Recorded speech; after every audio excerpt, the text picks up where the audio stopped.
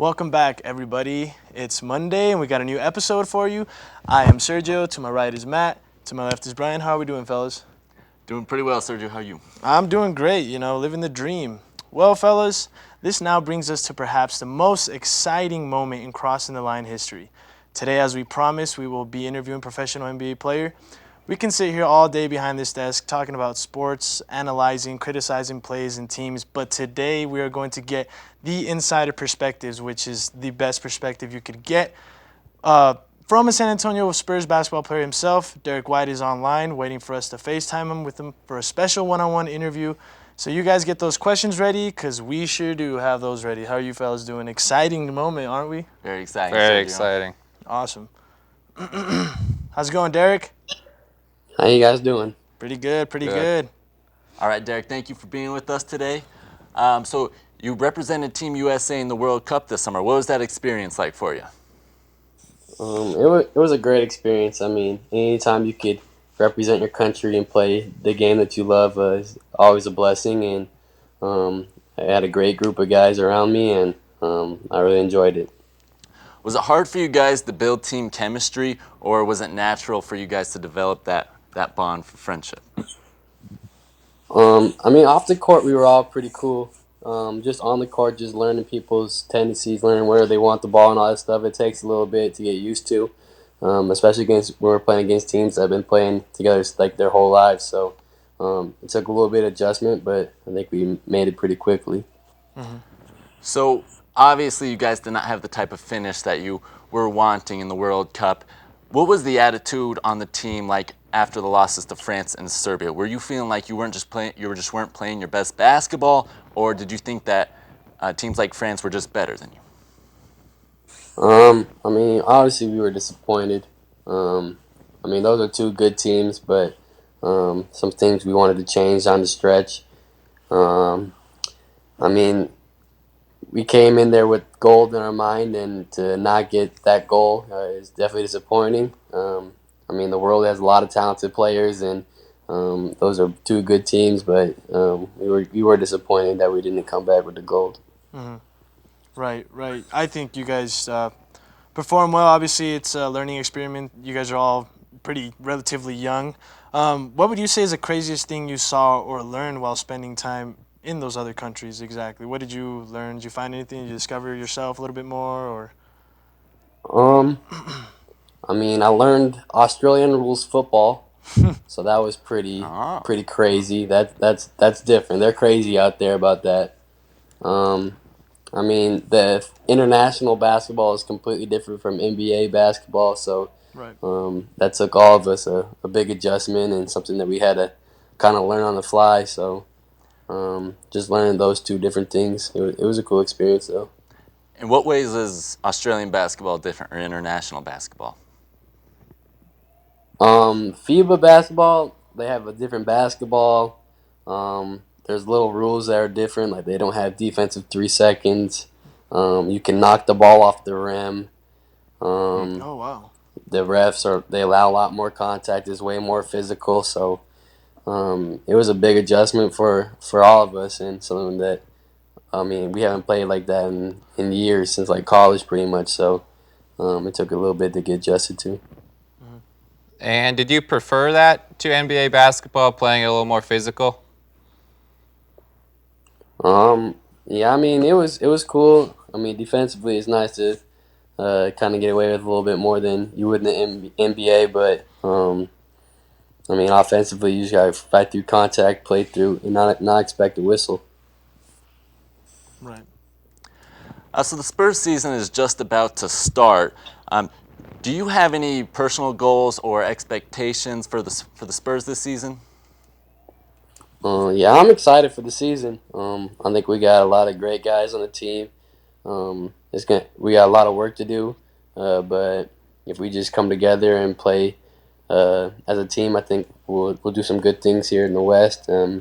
Personally, I just want to keep building, build up the success I had last year, and trying to work on the things I need to work on. So I'm looking forward to it, and I'm excited to get started.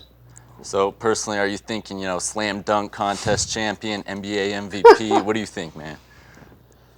I don't think I'll ever win a slam dunk contest, so that's definitely not a goal. All right, fair enough. We're all excited for the season to start. You know, huge NBA fans here as well. What would you look really cozy right now? You look like you're enjoying your time off right now. What have you been doing to just kind of relax? You know, some good R&R. What are your relaxing methods really? I heard you were playing FIFA. I mean, what other games do you play? I mean, what kind of helps you take all that stress off your mind before such an exhilarating season starts? I just sit here on the couch, put on some TV shows, put on a movie, play FIFA, hang with my dog, hang with my girlfriend. So Nice. not nothing too crazy, but just relaxing. What's the next Netflix go-to, Derrick? The next one I should watch? What's the Netflix go-to show? The best show on Netflix is How to Get Away with Murder. Ooh, okay. I've heard Okay. Or actually, that's a good Scandal. show. I'm a big fan of those. Oh, Okay. fair play.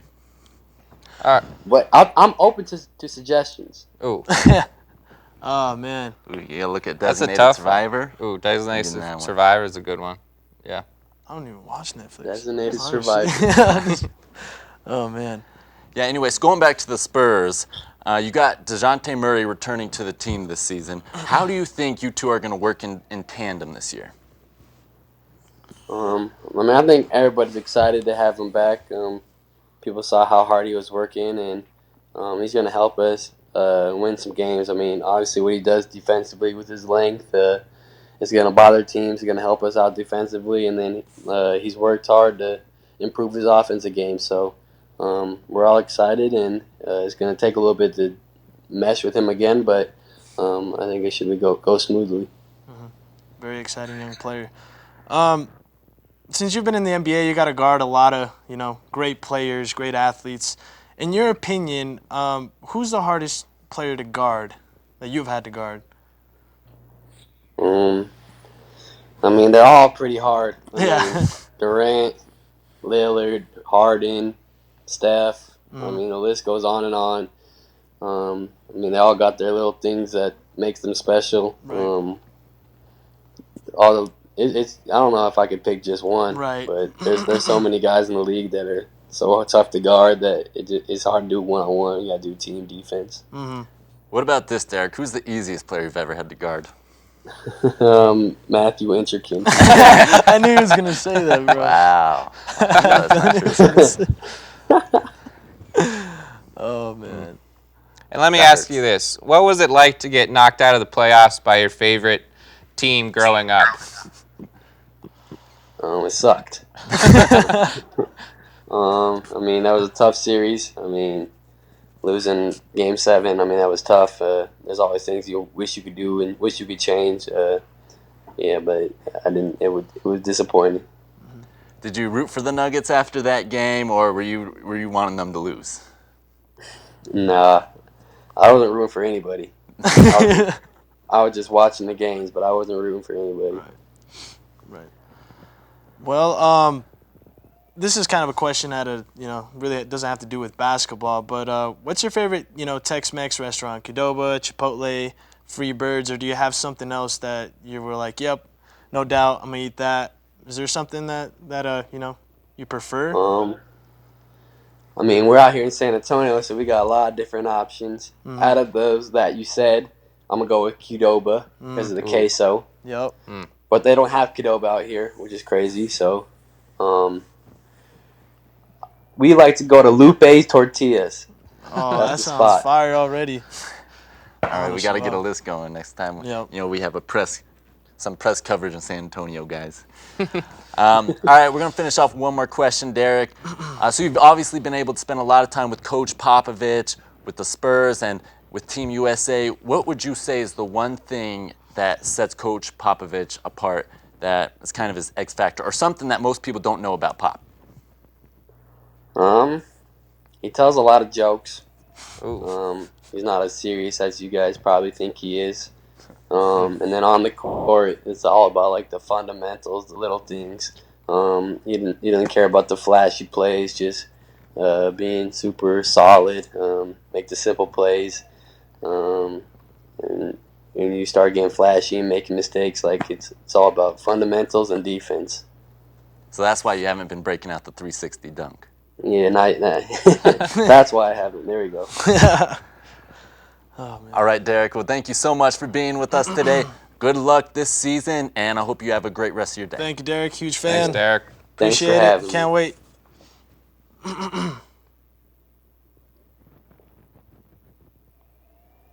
Well, that was exciting, wasn't it? That was great. Great to That have was Derrick on the great. show, Yeah. our first professional basketball player, and I hope we'll have more interviews like that to come. Yep. Yeah, as well. Well, we're going to kick it off into our highlight for our film, Mary. Do you want to kind of tell us, narrate us, what's going to go on in this highlight, Matt? Yeah, so for segment number 2 of our new and favorite aspect of the show, our new Fail Mary, we're going to be breaking down a play that happened between New Mexico Lobos and the Colorado State Rams. Let's check it out. Feeling a sense of urgency, hungry for victory. On the ground, giant save! Bryson Carroll! Touchdown!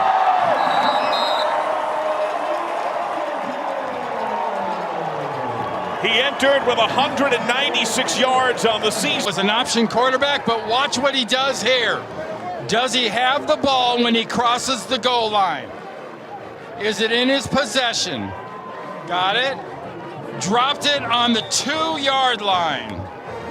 Now the ruling on the field is touchdown. They're out there to kick. Colorado State's going Are nuts gonna on show- its sideline. Well, they should be going crazy. They're going to look at this upstairs. He dropped it before he ever scored.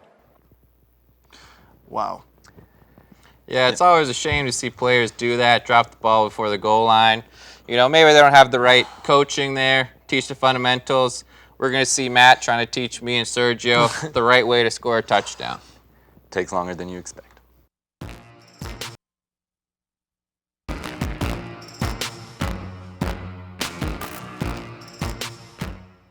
Welcome back, Colorado Mesa University, to another edition of Fail Mary.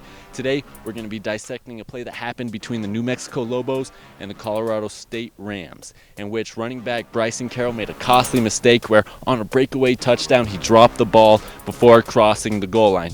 And quite frankly, I'm not surprised this happened. This is a very difficult maneuver. And see, Bryson Carroll's most costly mistake is that he does not hold the ball all the way into the end zone. And that's step number 1. And that's what we're going to be working on showing you guys here. Brian and Sergio are going to help me out, and I'm going to walk them through it and teach them how to do it right. All right, Brian, so what you're going to want to do here is that when you're going on this breakaway touchdown, you're about to cross the goal line, what I want you to do, now this is tough, stay with me here. Hold on to the ball until you cross the goal line. Can you do that? I get it. Yeah, you sure? Yeah. All right, Okay, let's try it out. right here. Okay. So I'm running the ball. Stop. No. I said hold the ball. Okay, Sergio, let's try this with you. So what I want you to do is hold the ball until you cross the end zone. Don't kick it. Hold the ball. Can you do that? All right, let's run it through. Stop.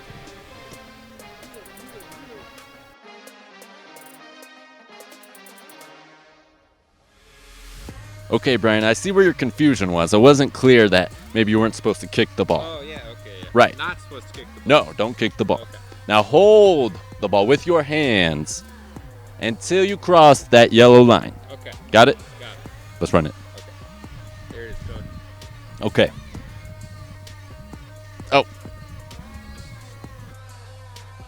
Well, Sergio, I like where your heart was at, but again, you did not hold the ball until you crossed the end zone, and that would not be a touchdown for you. So I need you to maintain possession until you cross the goal line. Okay. Any way you can, maintain possession. Can you do that?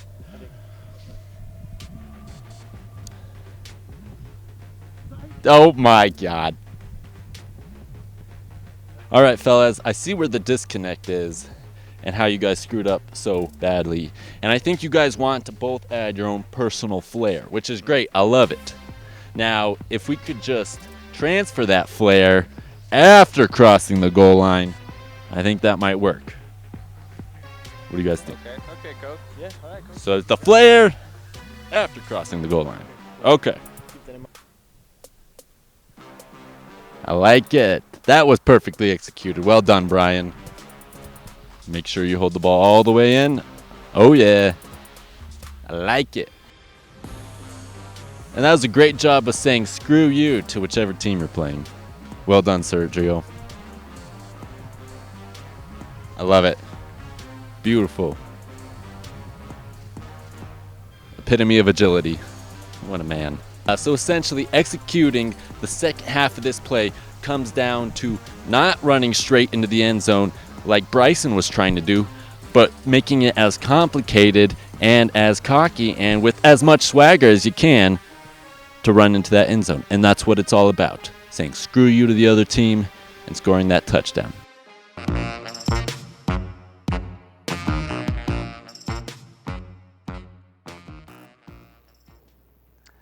Glad we got that done, guys. I'm glad. I think you make a great coach, Matt, honestly. Sergio. I'll have to send that over to Coach Davey at UNM. Teach him how to really score a touchdown. Well, we're also still waiting on that call from the Brewers. That's true. Yeah. That's true. It's the off season. The Brewers will get back to us. Before spring training, certainly. It should be any minute now. I think you guys should be expecting a call here pretty soon. Think you're Shoot, right. even right now, maybe. Yeah, like I said, thank you for teaching us how to cross the, of course, my the pleasure. end zone. I never actually really knew that. I always thought you could just, celebrate prematurely and then you're fine, but I guess not, right? You're not alone there, Sergio.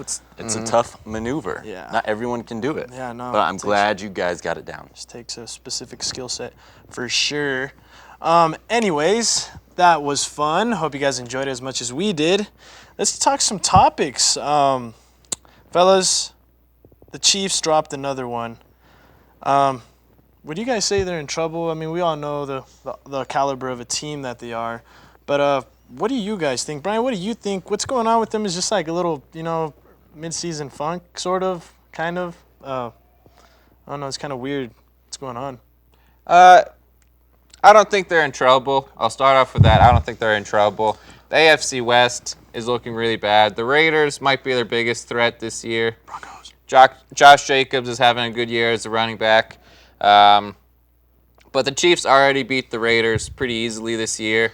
And the Broncos beat a pretty poor Chargers team and maybe the most mediocre team in the league, the Titans. I don't think the Broncos are any threat to the Chiefs, nor the Chargers, as I just mentioned, are pretty poor. Here's all I'm saying, Brian, that winning in the NFL comes down to who's hot and who's not. And if there's anything I know about sports is that anything can happen. And right now, the Broncos and the Raiders are hot. Yeah. And the Chiefs are not. Patrick Mahomes is injured. The defense is not playing well. They cannot stop the run. They are not tackling well. And the Broncos and Raiders, they are playing well. Both have won 2 wins in a row. Raiders are coming off a bye week. You never know, Brian. You never know. All I'm saying is, you say Mahomes isn't doing well. He's thrown for 2,100 yards this season, 14 touchdowns, 1 interception. Mahomes is having a good season. What the Chiefs really need to do is start running the ball more consistently. The leading rusher on the team, LaShawn McCoy, has 8 carries per game. He needs to get more rushes than that. And they just got Tyreek Hill back. And the Texans and the Colts are good teams that they just lost to. Okay, so here's what I'm saying, Brian, is that, yes, the Chiefs are a good team. And Patrick Mahomes is a great quarterback. Great. Nobody can deny that. Last year's MVP. But I think what the Chiefs have been getting by on so far is that they are letting Patrick Mahomes cloak and shield all their other issues. And there's a lot of them. There's a lot of them. The problems with the defense and the offensive line from last year are still there. Yeah. And Patrick Mahomes has been injured the last 3 weeks, and his stats have been showing it. And we've seen it with the Texans. You have a great quarterback with Deshaun Watson, but if you can't protect him and he's not there to play, 100%, we've seen it in the last 2 weeks for the Chiefs. The Chiefs will struggle. I'm telling you. Let me tell you this. You talked about the Broncos being hot. We all thought the Cowboys were going to be very good. They started 3-0. They beat teams like the Dolphins, the Redskins, and the Giants. We all said, Cowboys going to the Super Bowl. And then they played some actual teams they lost. The Broncos played the Chargers, not so good, as I mentioned, and the Titans. not very good. We'll see what happens when they play on Thursday night against the Chiefs. Do I think the Broncos are going to win the division? Most likely, no. As much as I want them to, they probably won't. I don't think they have the capability. I think the Chiefs probably will end up winning the division, but all I'm saying is better watch it back, Andy Reid and the Chiefs. Because who knows how good the Raiders will be. Right. I'm not talking about just the Broncos. I'm talking about the Raiders, too. They're 3-2. Right. They're looking good. Okay. I agree with Brian, what Brian said.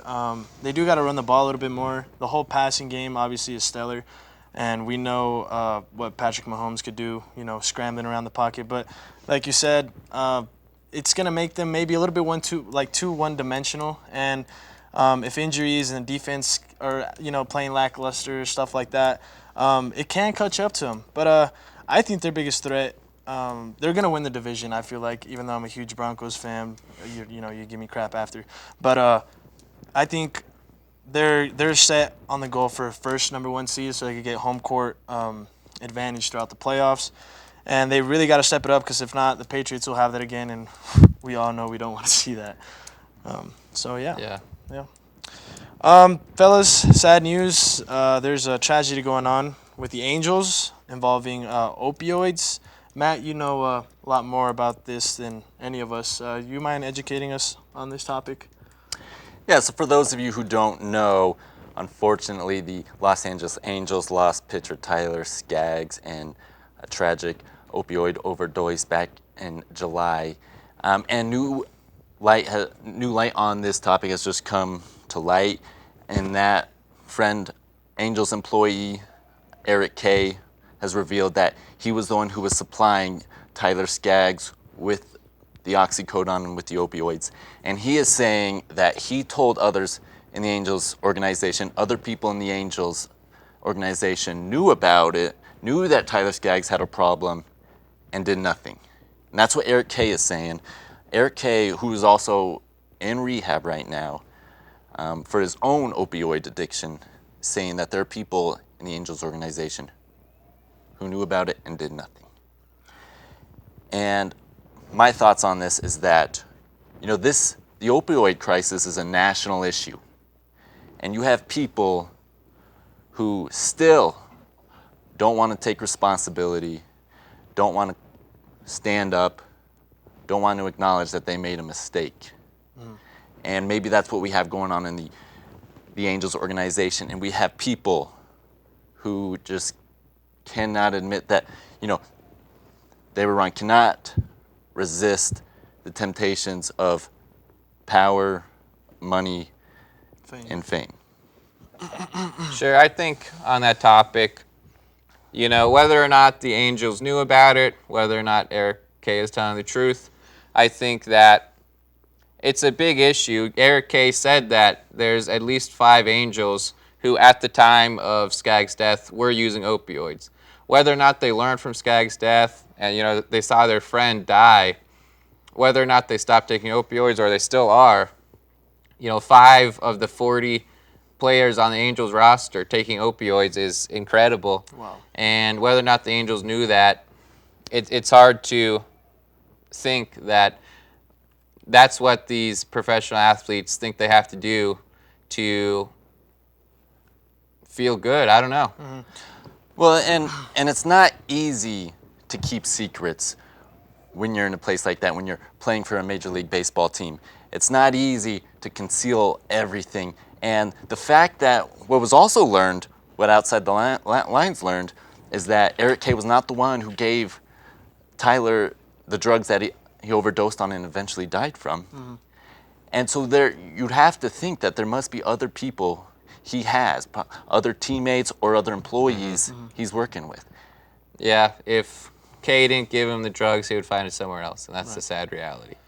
I think it's corporates and a lot of team franchise owners to really check up on their players' mental health. A lot of people think they have all these millions, they're playing the sport they love, which is true, but it's a lonely world, and we all know depression's a real thing. Addiction is no joke, and everybody needs validation and needs someone to a shoulder to lean on. So. But prayers and condolences to the friends and families of the deceased. Tyler Skaggs. Yeah, R.I.P. Fellas, moving on to our last topic. A rage room. Have you guys ever heard of something like that? A rage room, you ever Never just heard of freak it. out? Well, is that the best choice for fans to get their anger out? The Philadelphia Flyers just recently put a rage room in their stadium. I personally think it's a great idea because I remember when I was younger, I used to just throw controllers and, flip my room all over the place when the Nuggets or Broncos would lose. So I think Been there. they need something like that, a punching bag, something, a stress ball, anything really. What do you guys feel about that? I think it's a great idea. I really love the idea of having a rage room inside a stadium where, possibly your heart could get broken. But see, I think the problem is that it's just a great idea with not that great of an execution. I don't know if there's a good way to execute an idea like this. But see, here's the thing.